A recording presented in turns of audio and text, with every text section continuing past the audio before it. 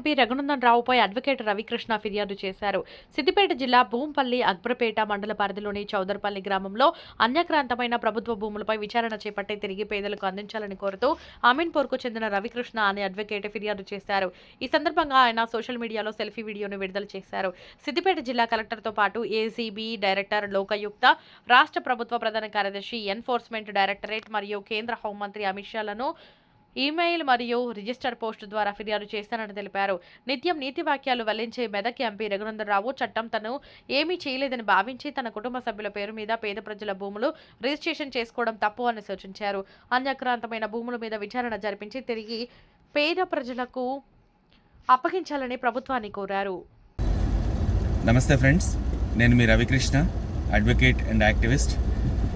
నేను 28వ తారీఖు ఈ సిద్దిపేట జిల్లా అక్బర్ పేట్ భూంపల్లి మండల్ చౌదరిపల్లి విలేజ్లో సర్వే నెంబర్ 297లో ఉన్న 176 ఎకరాల అసైన్డ్ భూమి గురించి నేను డీటెయిల్ రిప్రజెంటేషన్ అందరూ అధికారులందరికీ, స్టేక్ హోల్డర్స్ అందరికీ పంపించడం జరిగింది. దాంట్లో ఏసీబీ కానీ, విజిలెన్స్ కానీ, తర్వాత సిబిఐ హెడ్ క్వార్టర్స్ కానీ, enforcement directorate, state ACB, CMO, సంబంధిత అధికారులందరికీ, జాయింట్ కలెక్టర్స్కి అందరికీ పంపించడం జరిగింది.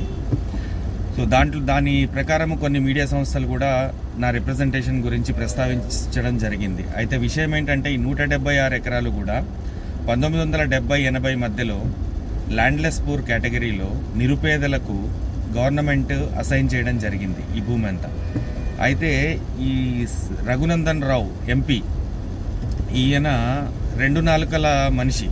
ఒకవైపు వెల్లిమెలలో అక్కడ పోయి ధర్నా చేస్తాడు, వేరే వాళ్ళు ఎవరో అసైన్ ల్యాండ్లు కబ్జా చేశారు, ఎస్టీలకు అన్యాయం జరిగింది, 80 సంవత్సరాల నుంచి దాంట్లో ఉన్నాళ్ళు అలా చేస్తారు, అలా ఎలా ట్రాన్స్ఫర్ చేస్తారు అని చెప్పని ఈయన రోజంతా ధర్నా చేసి అక్కడ డబ్బా కొట్టుకుని వచ్చాడు.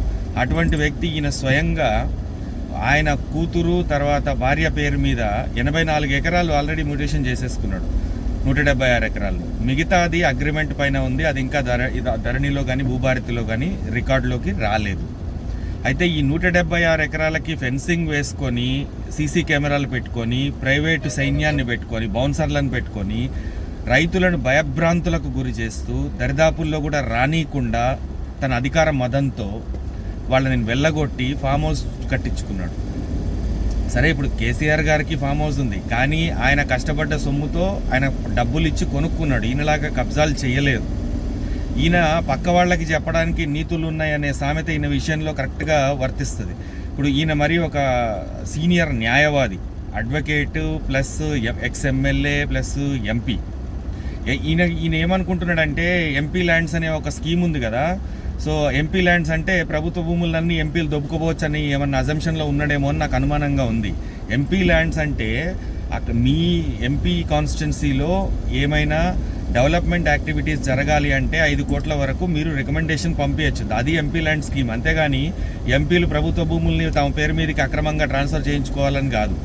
అసలు దీంట్లో ఈ సంబంధిత అధికారులు ఎవరైతే ఈ గవర్నమెంట్ ల్యాండ్ని, అసైన్డ్ ల్యాండ్ని ప్రివెన్షన్ ఆఫ్ ట్రాన్స్ఫర్ యాక్ట్ కింద అది ఉన్నా కూడా తుంగలో తొక్కి డీనోటిఫై చేసి పట్టా ల్యాండ్గా చేశారో సంబంధిత అధికారులందరినీ కూడా ప్రభుత్వం తక్షణం స్పందించి జైలుకు పంపించాలి.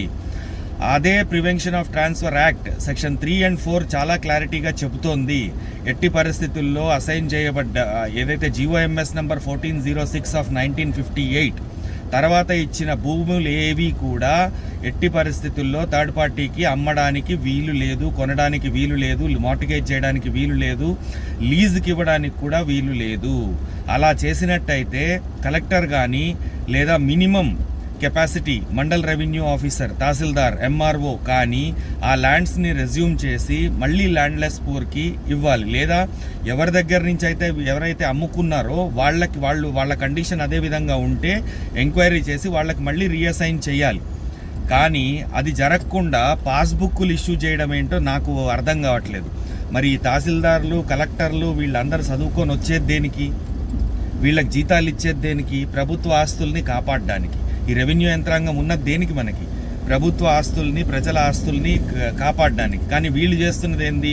అధికారంలో ఎవడుంటే వాడికి ఒత్తాసు పలుకుతూ ప్రభుత్వ భూములను అప్పనంగా బడాబాబులకు కట్టబెడుతున్నారు. ఇది ఎంతవరకు న్యాయం? సిద్దిపేట కలెక్టర్ గారికి నేను ట్విట్టర్ ద్వారా, ఈమెయిల్ ద్వారా, రిజిస్టర్ పోస్ట్ ద్వారా అన్ని మాధ్యమాల, అన్ని ప్లాట్ఫామ్స్ నుంచి నేను వాళ్ళ దృష్టికి తీసుకురావడం జరిగింది. జాయింట్ కలెక్టర్స్ ఇద్దరికి కూడా నా రిప్రజెంటేషన్ డైరెక్ట్గా వాళ్ళ అఫీషియల్ వాట్సాప్ నెంబర్కి పంపించడం జరిగింది. మరి ఇంతవరకు ఎటువంటి స్పందన లేదు అంటే ఏమర్థం చేసుకోవాలి? ఎన్ని డబ్బులు తిన్నారు సార్, ఎంత ముట్టాయి సార్ అని నేను అడగాల్సి వస్తుంది. మరి ముట్టినందుకే మీరు సైలెంట్గా ఉన్నారా? మీరు ఐఏఎస్లు చదువుకొని వచ్చేది ఇందుకేనా? లేక ప్రజల ఆస్తులను, ప్రభుత్వ ఆస్తులను కాపాడడానికి, చట్టాలను కాపాడడానికి, చట్ట ప్రకారం నడుచుకోవడానికా? మీరు ఉద్యోగంలో జాయిన్ అయ్యేటప్పుడు చేసిన ప్రమాణం సంగతి ఏంటి? ఇప్పుడు prevention of transfer act amend చేయకుండా ఏ భూమి అయినా సరే 1958 జూన్ 4 రోజు ఇష్యూ అయిన జిఓఎంఎస్ నెంబర్ 1406 ఆఫ్ 1958 ఉందో, ఆ తర్వాత అసైన్ అయిన ఏ ల్యాండ్లెస్ పూర్ కేటగిరీలో ఇచ్చిన ఏ భూములైనా కూడా అమ్మడానికి, కొనడానికి వీలు లేదు. ఇది చట్టం చెప్తోంది. అది పనిషబుల్ క్రిమినల్ అఫెన్స్. ఈ రీసెంట్గా honourable justice C V Bhaskar Reddy గారు కూడా ఇదే విషయాన్ని చెప్పి సంబంధిత అధికారులందరినీ కూడా క్రిమినల్లీ లయబుల్ చేయాలి అని చెప్పి చాలా స్పష్టంగా ఒక రిట్ పిటిషన్లో చెప్పడం జరిగింది. మరి ప్రభుత్వం నుంచి ఎందుకు స్పందన లేదు? రఘునందన్ రావుకి, కాంగ్రెస్ అధిష్టానానికి, రాష్ట్ర అధిష్టానానికి ఏమైనా సత్సంబంధాల వల్ల చర్యలు తీసుకోవడానికి వెనకాడుతున్నారా?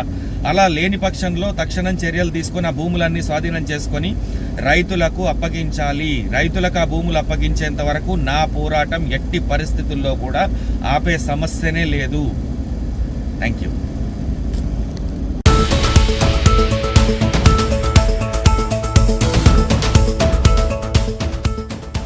మీరు చూస్తున్నది Z4 news. Question for justice.